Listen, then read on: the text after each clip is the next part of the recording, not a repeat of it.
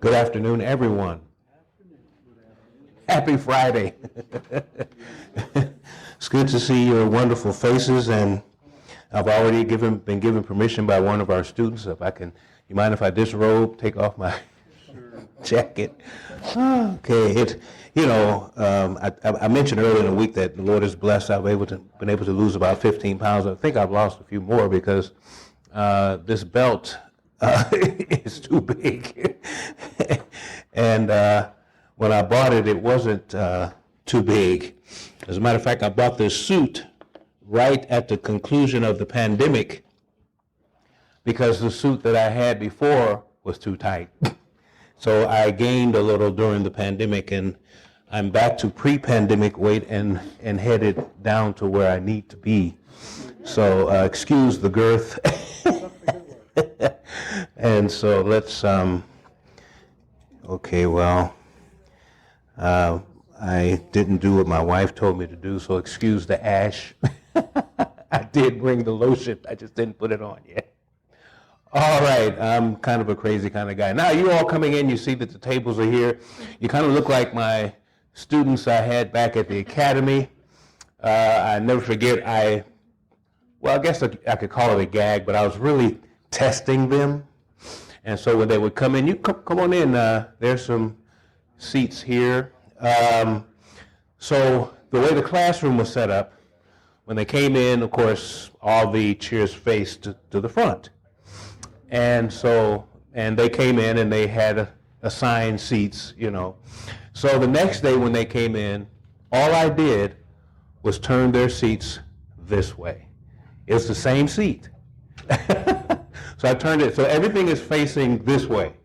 And so when and after lunch, when they come in with the headphones on, bopping to whatever's left, high sugar high, and so they came in and they did just like my puppy did the first time she saw snow. Because we had this ritual, we run down the stairs, I hit the door open and just shoot out.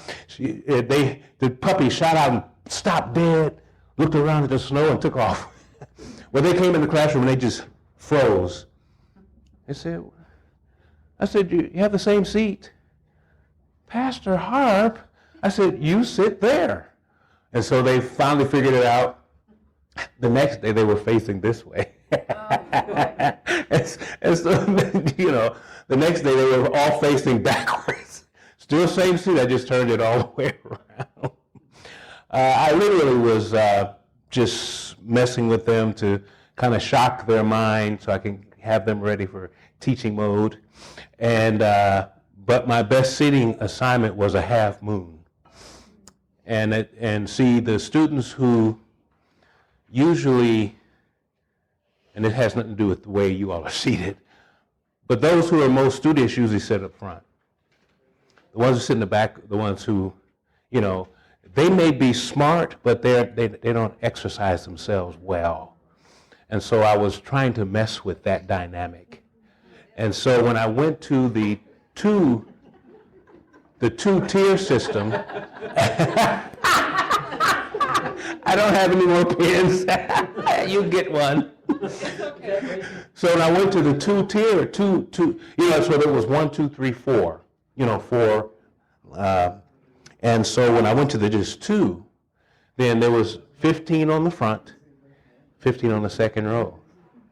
And that was my best interactive seating arrangement, and I kept that the rest of the time I was there.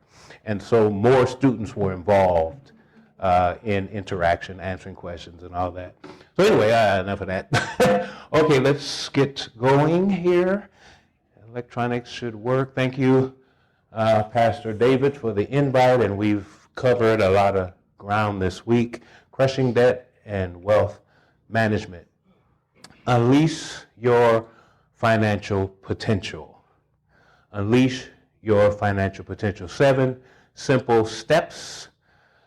We talked about the 7 T's, and this is T number 4. And so we're going to explore now the practical component tied to it. The spirit, each one of the first 4, if you remember, has a spiritual and practical component. And the spiritual side of treasure is our relationship with God through the tithe and the offering, and we talked about that on yesterday considerably. And so now we talk about how to manage what's left, the 80 to 85%. And why do I say that? Because some are on 10 plus 10, some are on 10 plus 5, some are on 10 plus nothing, some are on nothing plus nothing. So wherever I go, I don't know who I'm talking to. And so usually when I get down to the appeal, I'm encouraging those who are doing nothing to start somewhere. After dealing with the relationship portion, then they see the need to trust God more. And then those who are not giving an offering, I encourage that as well, because that's support of the local ministries of the church. The way our church is set up, we are not the Baptist church, we're not the Methodist church, which I used to be a part of years ago when I was a kid. We're not the Pentecostal church. We're not a church where everything stays locally. When we function off of the mission where Jesus says, go and do what? Make disciples of how many nations? That's why we have a worldwide church. And that's why the money is distributed the way it is, to fund a worldwide mission from our local, wherever we're located. And so the church is the grassroots. And so there's a conference that governs the churches, and almost the churches that governs the conference, to be honest with you, because you're all constituents, and you have a mind and you have a say. And then, of course, there is the union level, and then the division level, divisions all over the world, and then, of course, the GC. So our mission is to support the worldwide field, not just the local churches. Sometimes people get mad.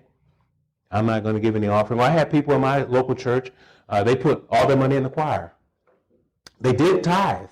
They didn't divert it like some do. I feel sorry for them. And but they would put their offering in either, whatever ministry, they put it all there. And so they would put nothing in church budget to assist with all the other things that you do at church. And so we had to come together as a board, and because of that, we voted, and we had to take it to the church in business session, and we explained the whole thing. And the church in business session voted it, that any offering that comes into a ministry, a percentage of it will go automatically to church budget. If you keep your back to that, it won't. There you go.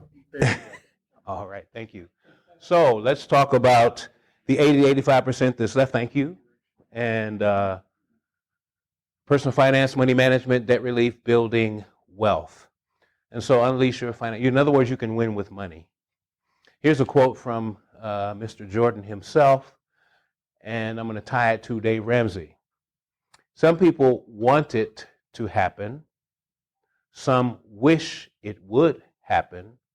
Others make it happen. Now, what's the leap to Ramsey? Well, this also could be Nike. Just do it. Just stop messing around. Just do it. You know. But Dave Ramsey says when it comes to finance and money management, it is 20% head knowledge and 80% behavior. Yeah. You got to do it.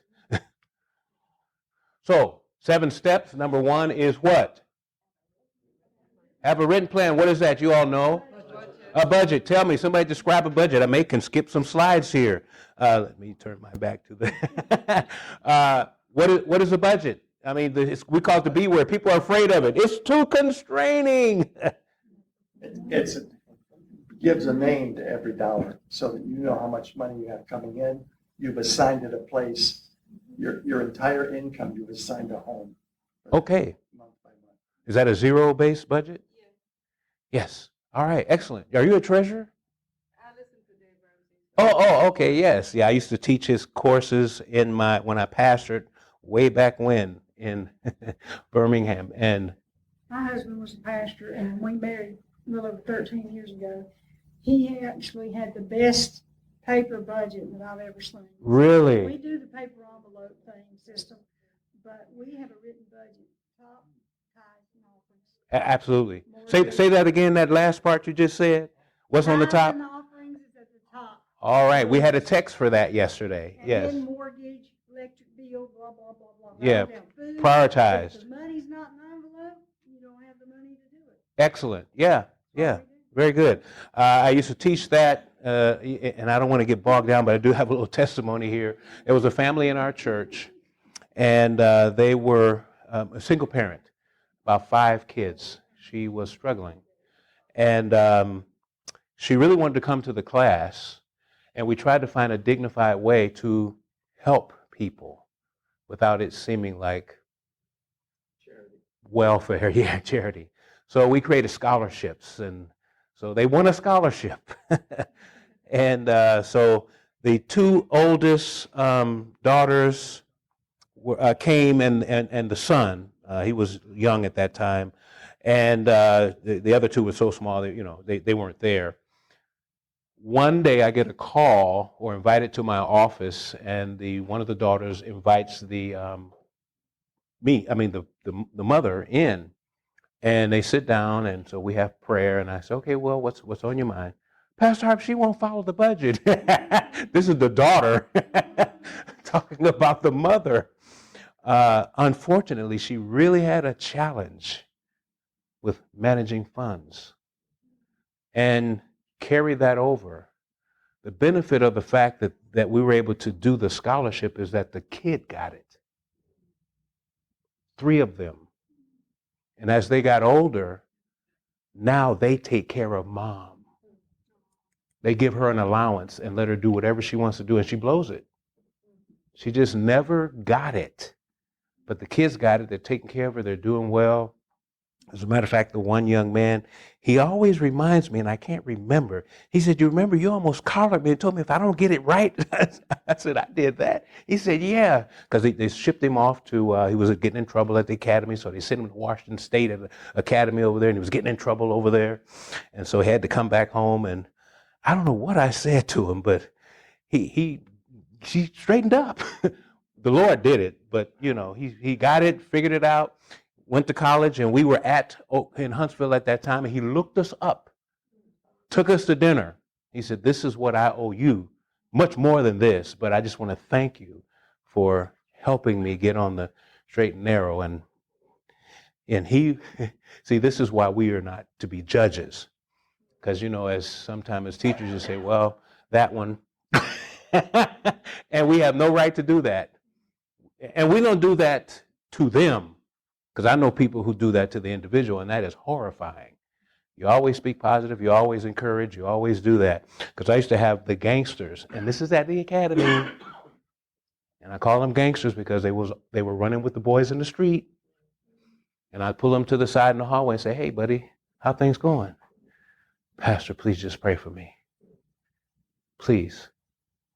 And so I would, on the spot, so, all right, yeah, I'm blowing my time here. Let me quit. One thing about a budget with tithe and offering at the top, and then expenses. But before that, I always tell my kids, before you start paying anything, put something into savings. There you go. Hey, look, I don't even have to do this. You're absolutely correct. Yeah.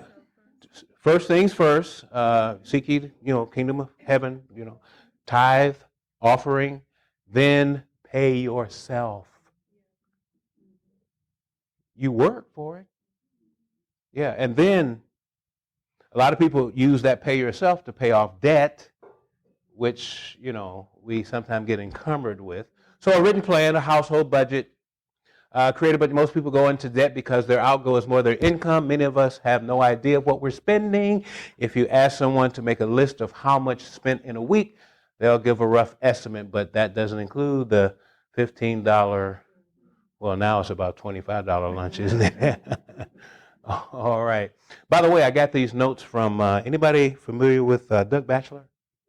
How many familiar with Doug Batchelor? Yeah. One year, he put out a little circuit, or a little magazine, and it had this information. I said, he's spot on. Right here could be a little adjustment. So I picked up the phone, called, say, hey, I want your graphics so I can use, can I get permission or how much does it cost so that I can include these in my presentations? And they gave me everything. Yep. So I need to read the slavery part here. Live within that budget. If you have debts, allocate how much you can pay on those debts. End your slavery sooner than later. Now, this is our NAD YouTube page, all right? And as a matter of fact, you can see we even still have Ed Reed's stuff from Faith and Finance on there. It's awesome stuff. Yes, and Faith and Finance is available on our resources page, and you can download the instructor's manual, and you can download the other manual for the class participants, and there you have it, all right? And plus, you have the videos on our YouTube page if you want to use those to assist, all right? And my former, John Matthews, former director, did a series on stupid money. I said, stupid money? But it's the stupid things people do with money. All right, have you ever done anything that you could call?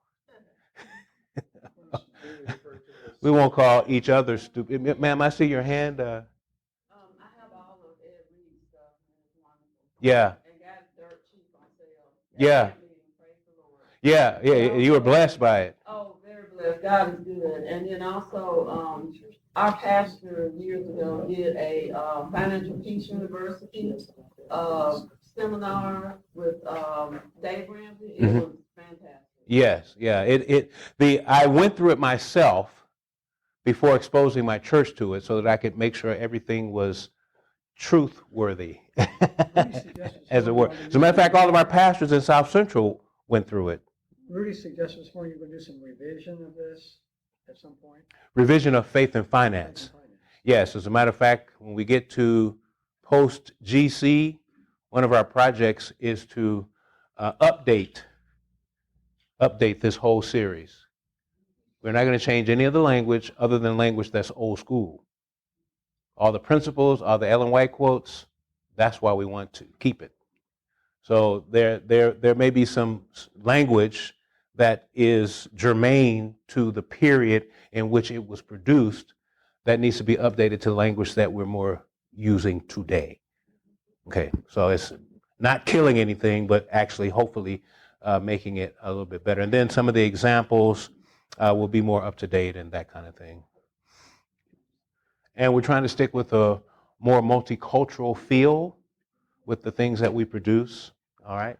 So, Stupid Money, John Matthews, and you're going to see a portion of that video right now. What is the budget? Well, a budget is, like John said, a plan, but it's a written plan that manages your finances. So good old fashioned pen and paper? Pen and paper, or you can go to a computer. You know, there are apps. There are lots That's of John ways Matthews. to do a budget. Even your bank, you know, they have ways that you can go online and just do your budget. Simple. Yeah, we'd like to even walk you through a budget. Oh, will you? Right in front of us. Here, put it up on the screen.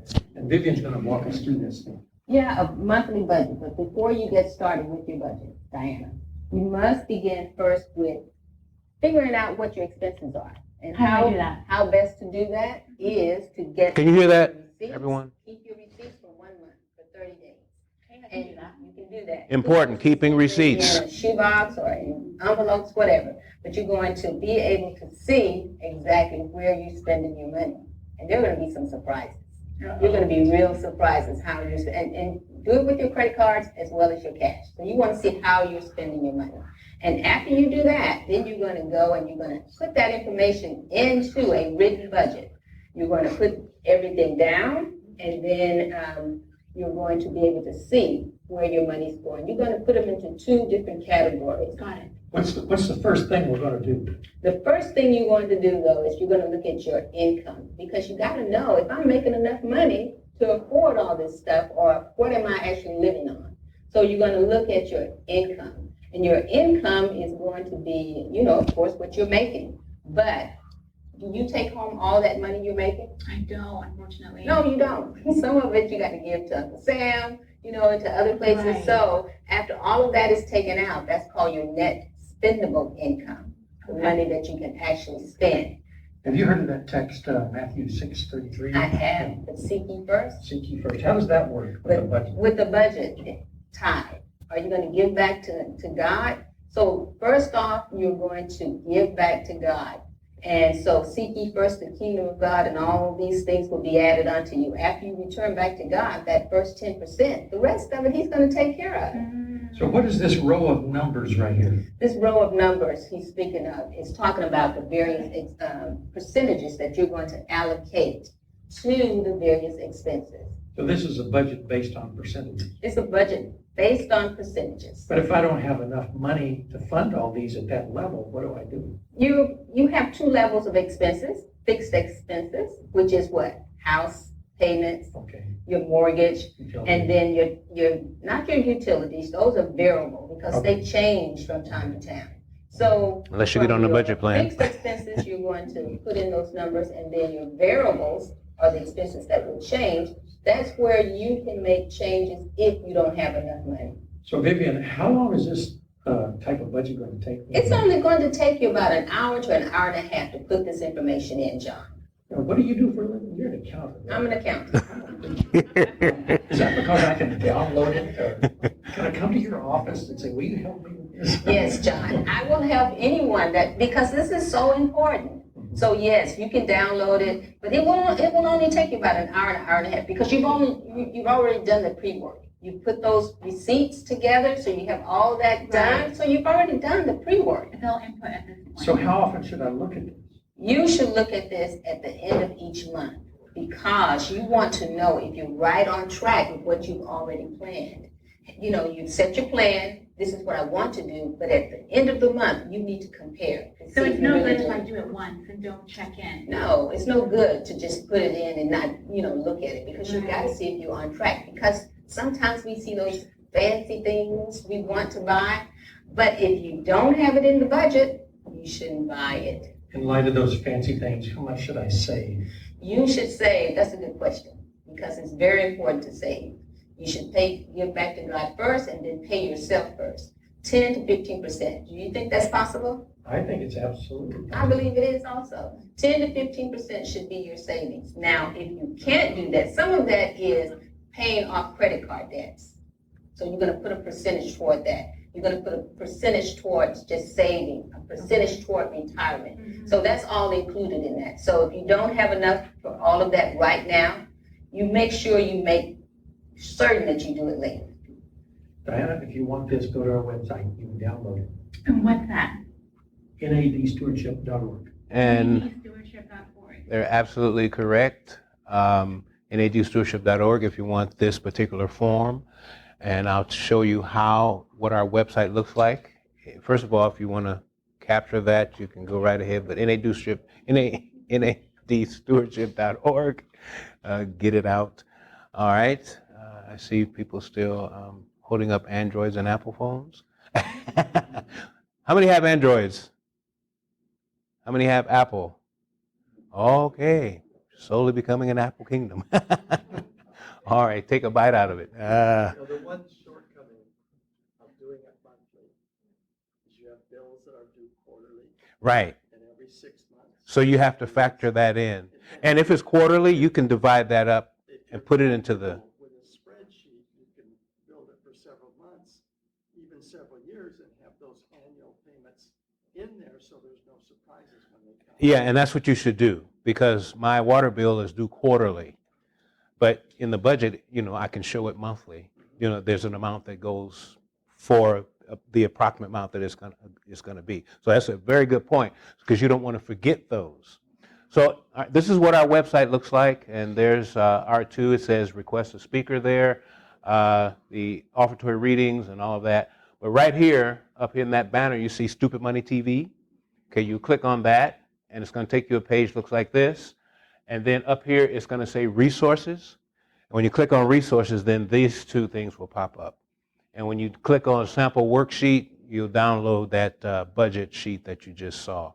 When I traveled not far away, I would bring some of those and just distribute them because I have another one that I also share that people can use. It starts with tithe and offering as well. Okay, all right. So get organized, develop a budget, have a written spending plan. And what's number 2? So we have 5 more to go. Spend less than you earn. Determined to live how? Within your means. That's biblical. Yes, there it is, Proverbs 21:20. There is treasure to be desired and oil in the dwelling of the who? But and what did we say, I think earlier in the week? I don't know if anybody's been here every day. What did we say the Bible definition for a fool is? Yes, one who does not believe in God. So, in other words, treasure, oil in the dwelling of the wise, but a person who doesn't believe in God spendeth it up. Doesn't save for a rainy day. It is so important to put something aside that you do not touch. And there's another important reason to put something aside that's for emergencies. Literally, because you will have, and I won't say storms, you will have hurricanes in your life. And hurricanes can eat up everything. Okay, I cannot stress this enough about how significant and how important it is to save. Save a little every pay period, starting with only $50 and not just for your retirement. Open up a savings account and put the savings in that. Huh? Yes, because then you're not tempted to go after it or use it as a checking account. We do this for our tithe. We put our tithe and offering in another bank. Why? Because one time the bank that we just had everything, we had a few different accounts in that bank, but it was the card we had was hacked. And our tithe, funds got touched. And so the bank had to give us that back, but it took them 10 days because it was a debit card. Because Dave Ramsey doesn't recommend using credit cards, but I'm going to go against that particular teaching, especially nowadays with fraud in the mix. If you do internet purchasing, you should use a credit card. I have caught a few occasions where I saw an entry on my bank statement that says $0 for Amazon. And there was no transaction like that. I had to literally, when I went to the bank, they said, we have to close this card and issue you another. We've had the card company catch something before we saw it. Absolutely. And they'll alert you. And I've gotten text messages, is this you? I could be in another country somewhere and they say, is this you?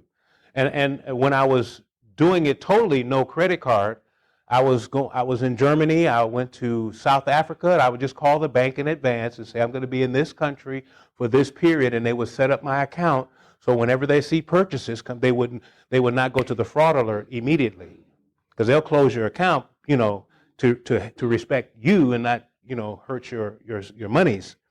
But now with what's going on in the world with these hackers and with everything that's happening, online purchases, credit card could be a safety net, because then your money isn't attracted. We had to wait 10 days. Somebody was up in Indiana going to the movies, buying all kind of stuff, and I said, well, wait a minute, this isn't us? And it took 10 days. I had a credit union in Huntsville, Alabama. We still have that bank, and I was getting ready to go to Southern Union to do a meeting for trust services. And they sent me the money in advance for the hotel, for travel, all of that. I had it in the account. The day before I was supposed to travel, somebody hacked that account and all $1,500 was gone. And so you know how you open up your app and I saw minus, I said, wait a minute. I went flying down there and I said, hey, a minute, something's wrong here. And so I had to fill all these papers and I said, ma'am, I said, let me explain what's happening. I said, this is money this is church money for me to travel, to do workshops, all that, and I'm supposed to leave tomorrow. And another reason for having an emergency fund. And she said, well, sir, it's nothing we can do. She says, it's 10 days. I said, ma'am, I said, whatever you can do for me, the Lord will bless you. He says, I'm talking for real. I know he will bless her. And so she said she had to repeat the same thing. But by the end of the day, all $1,500 was back in that account. That didn't happen with the other bank I had. That's what God will do. But another reason for certain things as a backup. I'm not saying using a credit card, go nuts, spend to the limit, and then, no, pay the whole balance. All right? So, anyway, enough of that. Why should I do it? Well, because every time you put money in savings, it does something to your psyche. It feels like you're building instead of diminishing. So, how did she do it? How did she do what? Who is she? Well, this lady, Mrs. Osceola McCarty, back in 1995, surprised the University of Southern Mississippi with her philanthropy,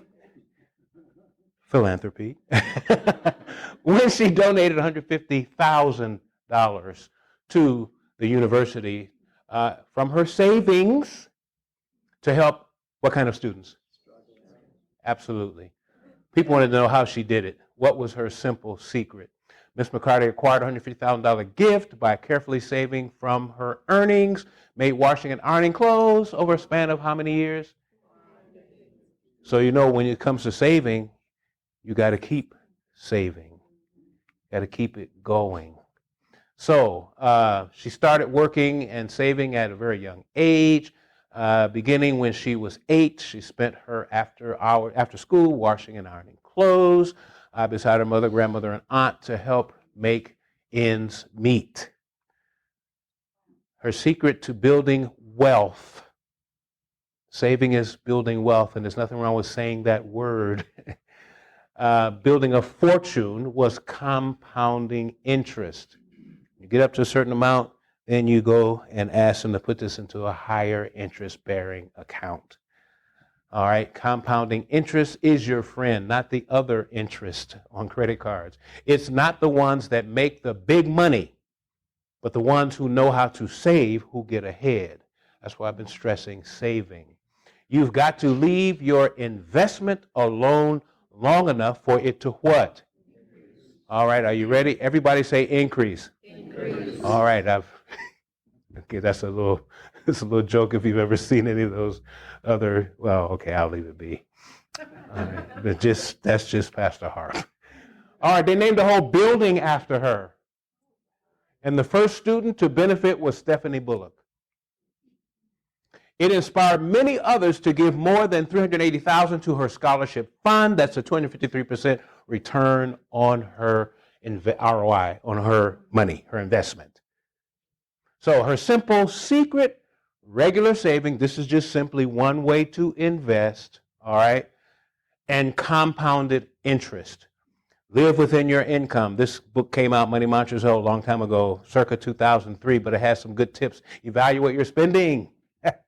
Whether stuff you're buying is devoted to serving debt to pay personal property that depreciates.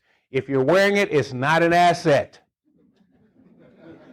Remember yesterday we talked about de-stuffing ourselves? Is your stuff in self-storage that you're holding on to? There are 4 types of net worth. 3 of them don't require that you rent self-storage, all right? The 3 of them are called appreciating assets. Of course, that's liquid assets. You know what that is. Money, checking, savings, money market, and certificates of deposit.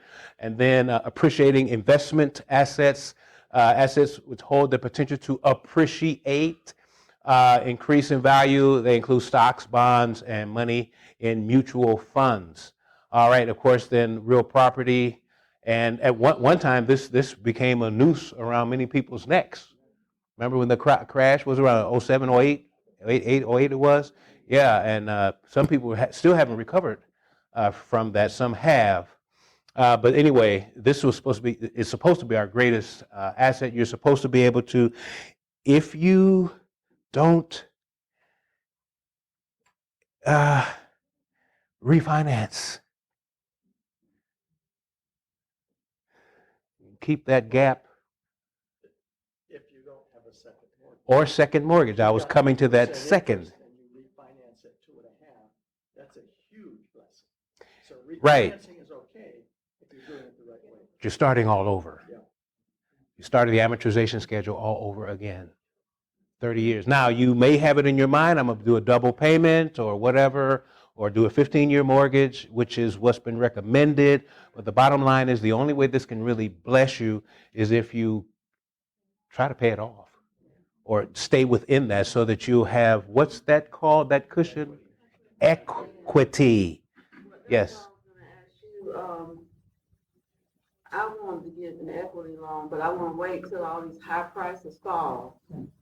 But it's with the same company, because I like the company I'm with, and they said your interest rate will stay the same. I said, okay, good deal. But, and it's a fixer-upper, we got a fixer-upper. I mean, So is it for the property that you're in? It's the property we're in. Okay, I thought you maybe you were buying something else. We want it, Mhm. but, you know. Yeah, you need to do some fixing up, yeah. So, I mean, Well, would that be- Well, you have to weigh all of that. How long the loan is, how much are you going to encroach upon your equity? Because when it's time to sell, Put up to $50,000 on the loan. yeah, but if you had to sell, how much is that going to leave you with to purchase another home? You know, so you have to weigh all of that. How long?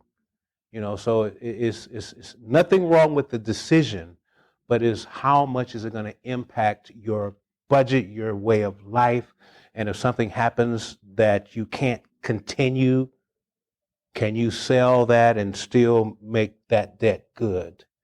You know, those are the kind of questions you want to think about. Some companies, and not all of them, offer something that if something happens to you, that debt's covered, but you have to pay. You know, you pay extra for that. So it's an insurance on that. So what? The biggest challenge is right now is getting contractors to lock into a price that they'll live with because of the fluctuation of materials. So it's even good contractors are really hesitant to do that, which could impact how much your improvements cost unless you're going to do them yourself. Well, my husband, he used to build homes for about 10 years.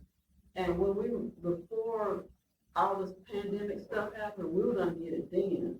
But I just kind of like, I'm not ready yet. But then when the prices started going up, my husband was like, he went into the store because he knows what stuff should cost. Right. Yeah. We're not paying that. Yeah. We're just gonna wait. Yeah, no, you're absolutely right. We were talking to a contractor the other day. He said, I'm paying almost 2 times as much for items. So anyway, but here we are. This is the fourth one, but this is a depreciating asset that still has to show on your balance sheet. And look at that beautiful car. But as soon as you drive it off the lot, what happens? If you turn around and take it back, they're not going to give you what you just signed for. Or if you pay cash for it, which is the way to go. Some people can actually do that, and God bless the woman or man who can. My treasurer at one of my churches could do that. She walked in and wrote a check and drove off with a Corvette. Yep, and it wasn't the church's money.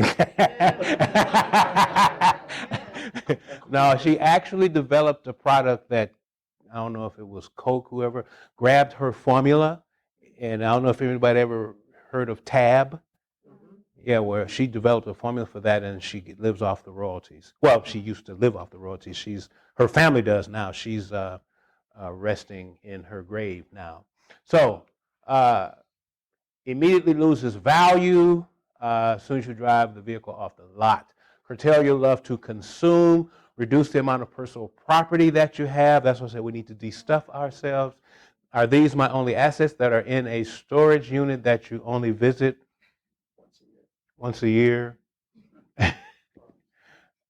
Some things are sentimental, and you need to know this. Your kids do not want your stuff. They don't. I had a just like this, and I had millennials and adults, and the kids were in there with their parents, some of them. And I asked them, I said, how many of you want your mom's stuff? They said, and the parents looked, you don't want, no. But now if it's gold, frankincense is not gold, and if it's anything dealing with cash, property, they want that. Okay, but clothes, furniture, grandma's 100-year-old, whatever, Now, if it's been authenticated and it's value related, then that's something that, so you have to figure all that out. But anyway, let's move on. This is what the prophet to the remnant church has to say. Live within your what? You ought to, don't miss this. And my wife tells me, why don't you use the thing? you got technology. I just like pointing. You ought to be what?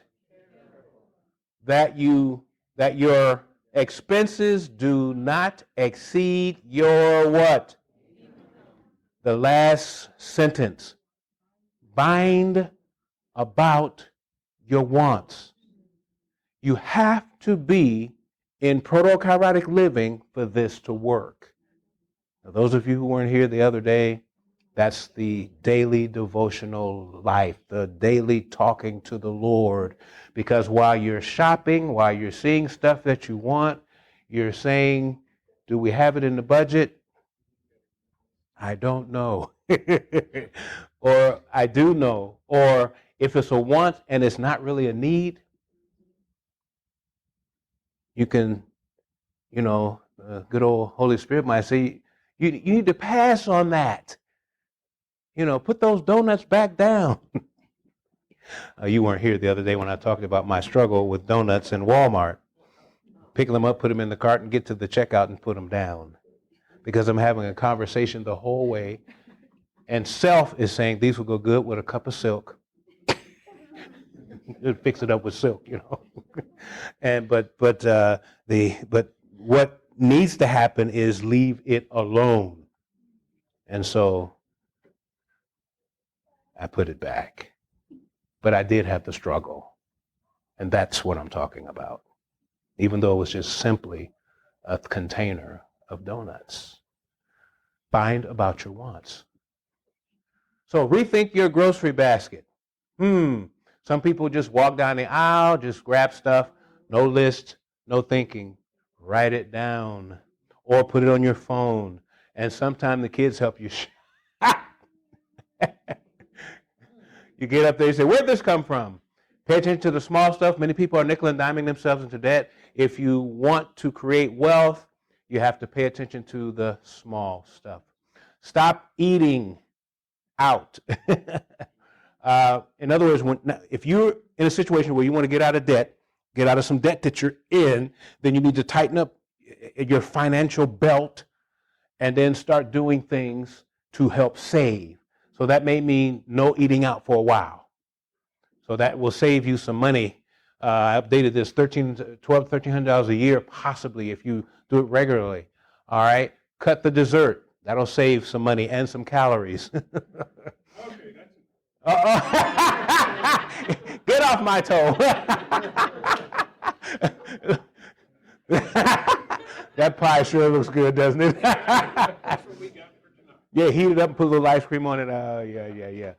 My wife's mother, every time we visit her in West Virginia, son, what do you want? And she'd make it from scratch, anything. You know what scratch means, yeah. You want a peach cobbler or blueberry cobbler? And my wife was there to, kind of guide some of the ingredients. And you're talking about some of the best tasting. Oh, and there was a lady up in my home church, Cleveland, Glenville, and she could make the best peach cobbler. Okay, off that. Review. We said all this. Number 4, avoid debt like what? Yeah, just in case you missed it. You see the stress on their faces. Avoid. So we need to detox debt. All right? What does that mean? A process or period of time in which one abstains from or rids the body of toxic or unhealthy substances. That's detoxification. So how do we apply that to debt? Remove toxic financial habits from your lifestyle. Cleanse yourself and move. Detoxing causes you to move, okay? You got that picture, all right. Yeah. There you go. Move forward to exceed your current mindset. It's all about changing the mind, changing how we think. Prophet to the Remnant Church, Counsels on Stewardship, page 257, and I think she gets it. Be determined never to incur another debt. Deny yourself what? Rather than? This has been the getting, is she trying to say something? Okay. Avoid it as you would the, make a solemn covenant with God that by his blessing you will pay your debts, and then owe no man anything if you live on porridge and bread. And this is where I swore Dave Ramsey read this quote. Beans and rice, rice and beans.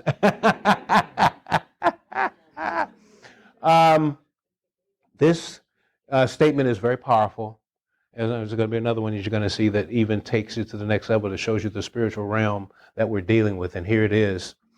When one becomes involved in debt, he is in one of Satan's what? Which he does sets for who? Deny yourself 1,000 things rather than run into debt. You see, handled inappropriately, debt will take the place of your offering.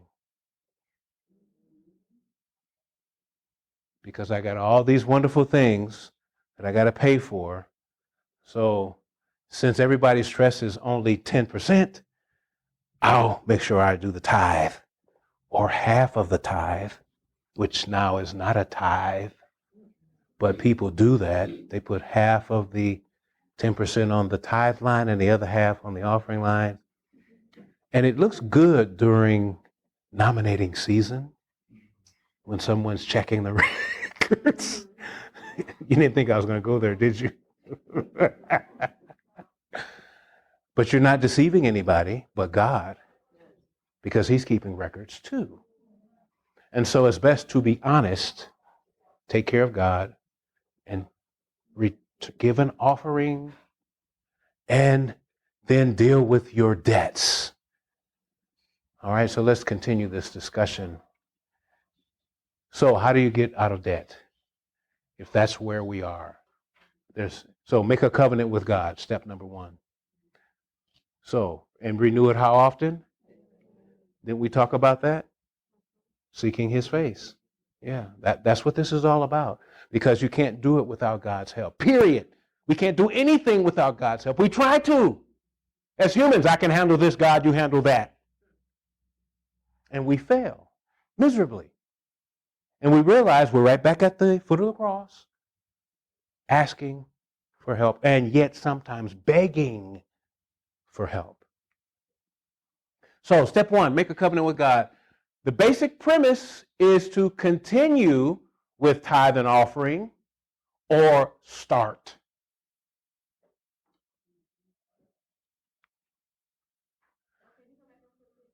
Sure. Okay. If you love me, he says. See, this is all done because of my relationship with the Lord. Yeah, that's what's going on. I went backwards again. So make a covenant. All that. Step number 2 is declare a moratorium on any additional debt. Stop charging. Stop borrowing, because now you're into this mode of, we're going to get rid of this debt. Whatever that is. Okay, you're going to work on that. All right, cash is better than credit. You can get a better deal sometime when you go in and you say, I'm going to pay cash for this. We were downtown today, just meandering around, smelling the nice fresh air in that Waynesville that you told us to experience. We stepped into a little store where my wife loves Live Edge furniture, you know. And so they said, I can ship this to you. I said, oh, we live way up Maryland. Oh, I can build the frame for it. I mean, she's into the sale, you know. And then she immediately, before we even, you know, if we were going to buy it, we want to make an offer. She dropped the price $300 right there while we're just standing there, you know. But I'm just saying, cash is better than credit. And do you know that teenagers have credit cards? You know that. I was doing a workshop like this, and it had to be at least 10 years ago.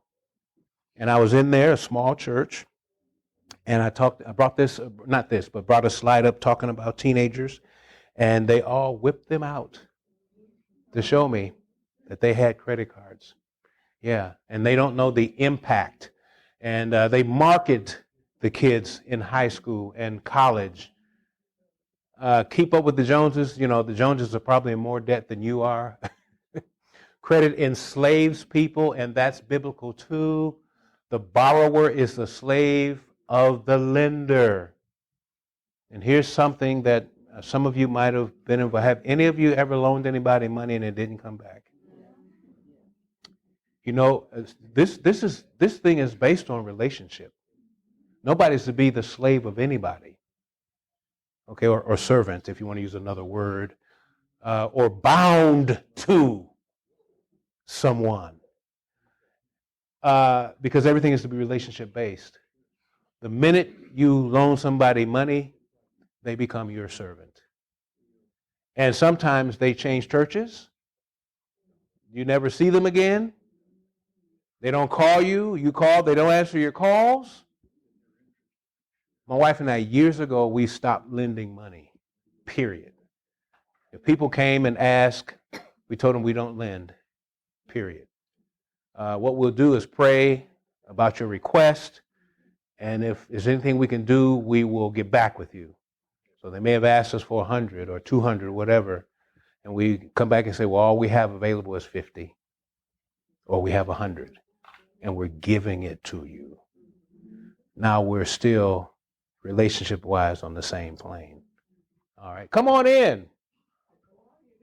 There's a seat over there, and hopefully there's a nice seat right there. Okay, let's roll on. So number 2, declare moratorium on any additional debt. You're not doing that until you get out of this debt. So now have a what? A garage or internet sale. Purge the house. There are a lot of mysterious items we've got hidden away in our attics, garages, basements, storage units. Some aren't even open. Things that others might want and we're not using, sell them on eBay, Amazon, OfferUp, or other websites. Whatever you sell them on, make sure it's safe. You don't want to meet somebody somewhere and something tragic happens. So be very careful. I never forget I was selling my wife's old Android phone. Real nice. All the extra stuff to go with it. I had it on something locally there. And this young kid, he wanted it. I didn't know it was a kid at the time. I want that. So we designed, set up a place where we to meet. His whole family showed up. And that's the way it should be. Mom, dad, brother, sister. Something happened, we all here. But he was so happy. I mean, and I really sold it for a fair price. He got more than, he was just elated. So sell it. Get rid of it. Just snap a picture, put it online, and sell it. You may have treasures in your house you don't even know about. Eliminate things you can live without. You might have memberships you're not using to subscription magazines that are coming and you really don't need it. Check out everything. So strip yourself. Detox. Have a yard sale.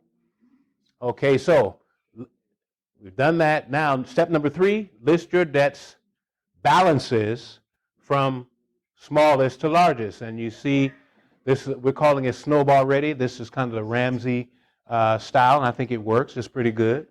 So after you do that, then you take action. Get started. Establish a starter emergency fund. 1,000 funds. See, I have Ramsey under there. $1,000. And the reason that is because something happened and you can shift to the emergency fund. And then what you need, you stop the snowball, and then you build the emergency fund back up, and then continue the snowball. All right? So now it's time to get rolling. So we have a sample here. And we have our debts listed from smallest to large balances. All right, here are the payments. Here are listed twice. One is the regular payment, one is one with the extra. What you've done, you've gone through your budget, you've gone through your expenses, you've cut everything down, you stop eating out, you're eating beans and rice and beans. Or Ellen White says porridge. And And so you found that you have $200 left monthly that you can throw at debt. Okay? And so what we're going to do is we're going to throw this at our debt. And so the first thing we do here is add that 200 to the 25. And this is 450. How long will it take to get rid of that now? Yeah, approximately 2 months, huh? So we have $11,000 worth of debt and $640 worth of payments. And now our payments are going to be $840. This is what's going to be going out every month for debts until all of this is cleaned up, all right? And so we will start in January, and by March, we should be done. And so now this $225 now goes on the $40, and so now we're paying $265 against, it's not $600 now because we made a couple of payments then. So it's around $520, all right? So we keep going, and then that's gone. Same thing here. You see, this gets larger. We're still paying the same amount every month, and this is now down to about $550, and this is the amount of the payment, and boom, the snowball gets bigger and bigger and bigger as it goes. And so now we're paying $490 on this $150 payment to a parent loan, and that's gone. So now the only thing that's left is the car. Okay? It's probably about 10, 15-year-old car. Or 20, depending. But now you're paying, the whole $840 is now going against that loan, which is probably down to about $5,000 by now. Okay? And that's the only thing that's left. And as you continue that, you got about 7 months left. And you're done. That's just a sample of how you can do it. All right? And that's, nose to the grindstone, getting it done. And then after you're done, that's $840 that now can be distributed elsewhere. Savings, building up the savings, retirement, whatever else that's important, beefing up the emergency fund, because the emergency fund should be, 3 to 6 months of expenses. So if anything happens, you can survive during that time to make adjustments in your life. And there's nothing wrong with downsizing. Yeah. Retirees do it all the time. They sell the big house, get a smaller house. They don't need all that space. They had space so the kids, if they came back, they'd have room now. If the kids come back, there's to sleep on the couch. No, I'm just kidding. But the point is, there is no embarrassment, even in the midst of a financial challenge, if you have to make a decision to sell your house. You can get something out of it to help pay off debt, and then get you something smaller, more affordable, in a safe neighborhood. Because a lot of times that has to do with the lower prices. Then you need to make that decision to financially save yourself and your family. There's see, we have this thing, and I have a video, and I'm not going to show it because it takes 5 minutes. Stuff makes us feel good. Retail therapy. Yes. And so if we have to downsize or get a different car, we have to deal with the wrath of the saints, who will say, "What happened to that fine car you had? It was sweet. What was that big house you had? Quick, I sold it." Yeah, I sold it. They are not paying your mortgage. They're not contributing a dime to your family budget. So why should you care what they think? You can still love them and tell them, "None of your business," in a Christ-like way. None of your business. Your business. You know, just a fact, 65% of the houses that are financed in this country are financed at 4% or less. That's a fact. So the reality of it is you may have a house payment that's a little bit big, but if you trade houses, you're going to have a lot worse amount of interest going out. So you have to look at The whole picture. the whole picture. Yeah. Yeah, you got to weigh it all to see if the bottom line is it going to be the same or better Or worse. or worse. Yeah. So this is kind of similar to what Dave Ramsey, the snowball method. This is on our website as well. Same deal. Go to Stupid Money, and it's this one here. You just click. Once you hit resources, then this page will pop up, and you can download that. So start the snowball now. Make adjustments when needed if you need to use some of the emergency. Stay motivated with Jesus' help, and find others on a similar journey to encourage one another. Everybody is not on that same journey. Some people don't see this that way. They don't see getting out of debt. They say, I'm always going to be in debt. There may be some portions of that, but you don't have to live like that. All right? And the people who aren't are free. Learn new ways to earn. The soul of a lazy man desires and has nothing, but the soul of a diligent shall be made rich. All right? Now some people are retired or physically unable, but there are many things you can do to earn some extra income, become an entrepreneur. However, beware of get-rich-quick schemes, such as multi-level marketing scams that make big promises but can lead you deeper into debt. I know a couple that this is not the way. I know a couple that did that. They called us and asked us about this Bitcoin thing, and that they were invited to. There are other Bitcoin things, but and their initial investment, they put $2,500 into it. And I said, can you get your $2,500 back? Well, we don't know. Before you invested, you should always be able to get your principal back. You may lose interest, but you should never gamble on your principal. It's a real high risk when you do that, you know. So, and they still haven't. That was about 2 years ago. And they were watching something on Zoom, and it was a family member that invited them, you know, so. And every time now we talk to them, they skip that subject, but I bring it up because I want them to feel that pain so they won't do it again. Because we did dumb when we were younger. So I'm speaking from experience here. Don't do it again. All right. So make adjustments when needed. Stay motivated. And here are the review of the 7, and be a diligent worker so you have a job. Be faithful to God. He's given us so many promises.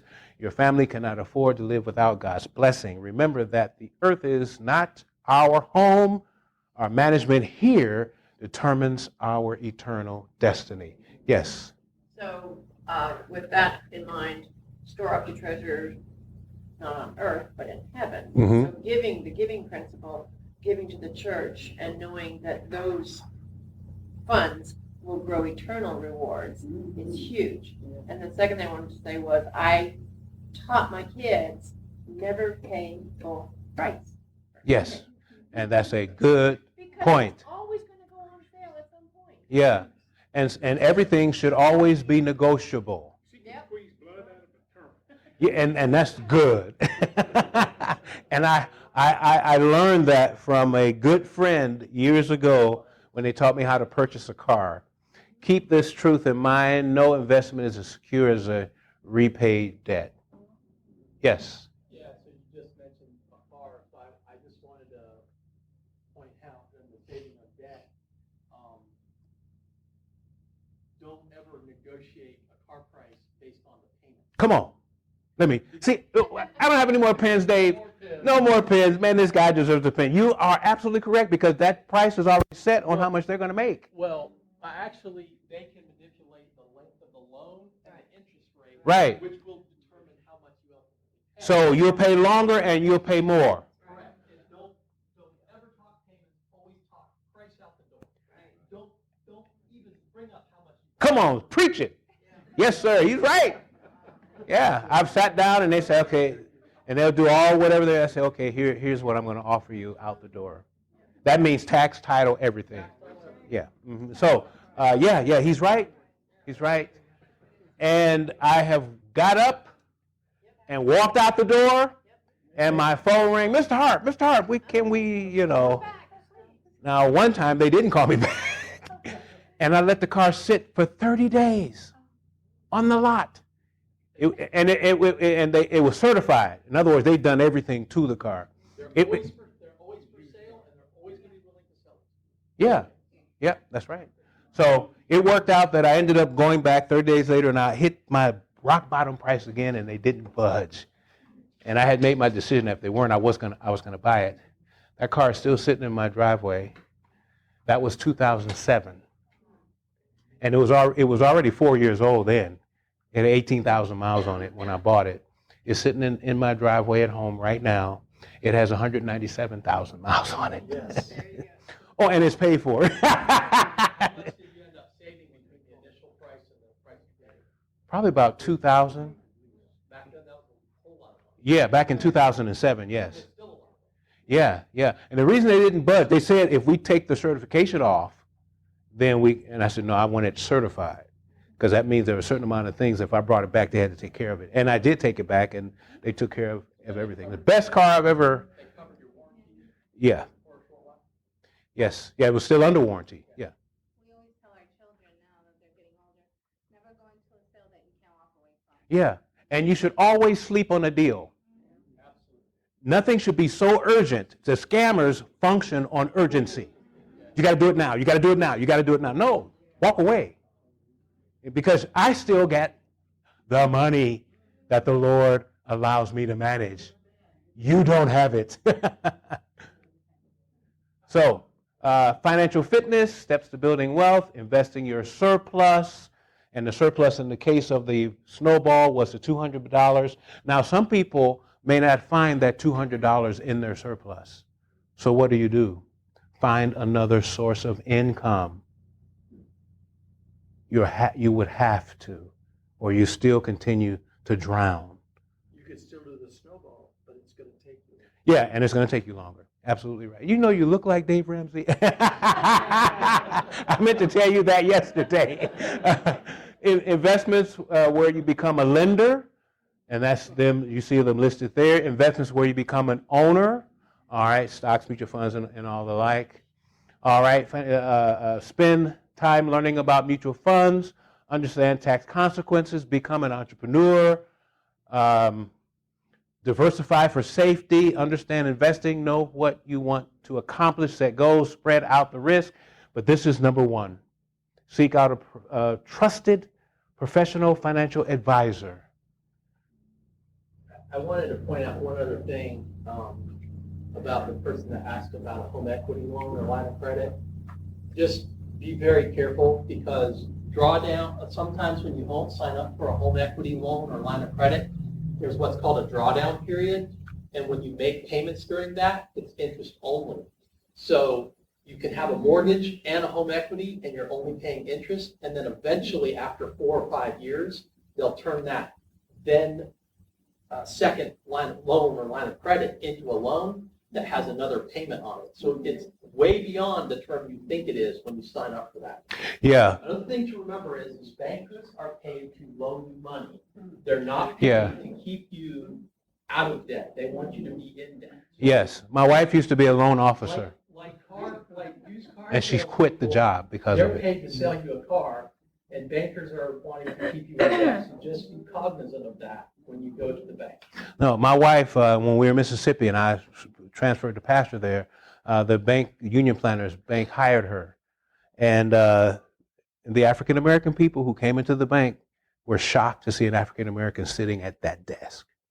She was the first. And this was 1998-ish. Okay? And so anyway, she would do all of that, what you just said. And she would see people almost sign away their life. And after a few months, she said, this doesn't feel good. I don't like this. And that's the first time she ever told me she wanted to quit a job. I said, because of the how it felt. She didn't like that. I said, that's all right, honey. See 2 hands here? One thing I would add to your list, if you're going to invest, is pay attention to the fees. Good point. All right. They'll lead you a lot. All right, very good point. And don't get a time, what's that, time shelter? Time share, please run away from those. Runaway child, like you're running wild. No, go ahead. I'm a financial advisor. That's what I do for a living. Oh, all right then. 2 suggestions. Work with somebody you trust, and when you get close to retirement, work with an attorney that's an estate planning attorney. They can save you tons of grief that most of us aren't even smart enough to ask the questions until it's too late. Yeah, no, estate planning is another part of this, and I won't get a chance to finish that off. But he's very, very important how you manage. As a matter of fact, what Mrs. McCarty did after she got older, the bank where she was saving her money said, you need to now determine if something happens to you, what goes with your investments. And so he made it real simple. He laid out 10 dimes, and she took 2 dimes for the church, 3 dimes for a family, and there was, 7 left?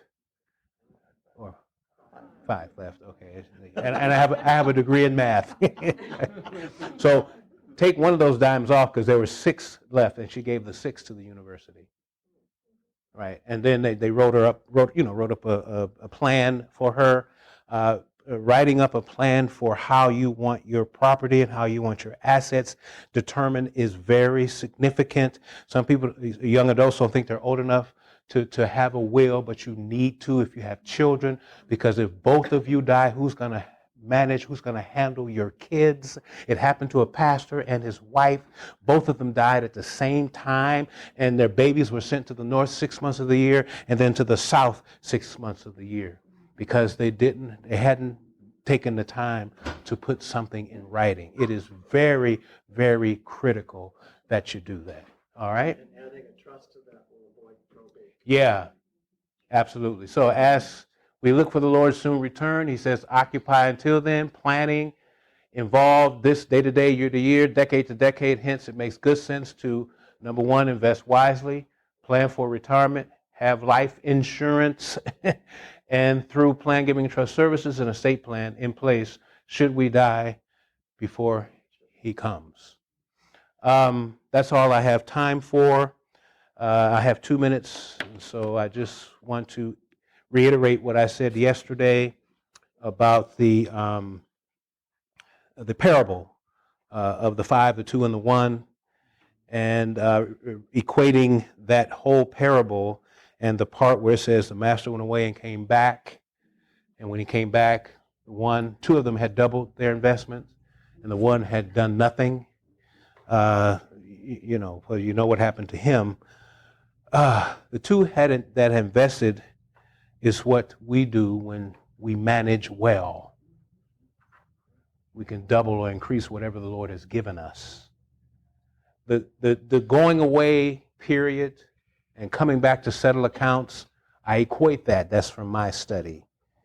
Relate it to the investigative judgment.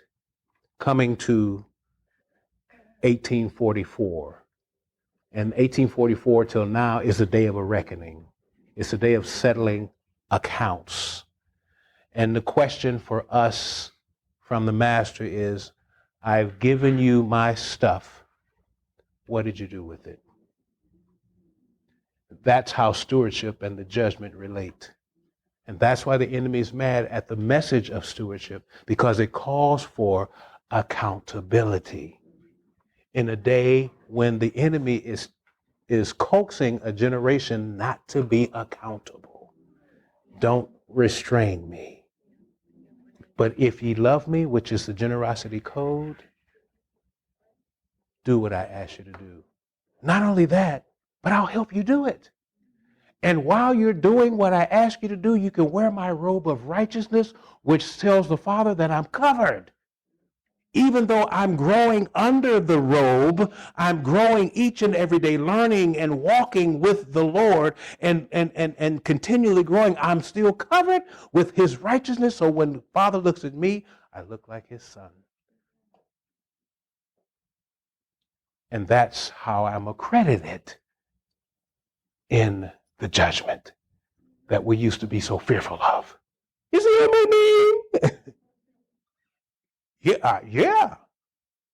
But I'm covered because I know the judge.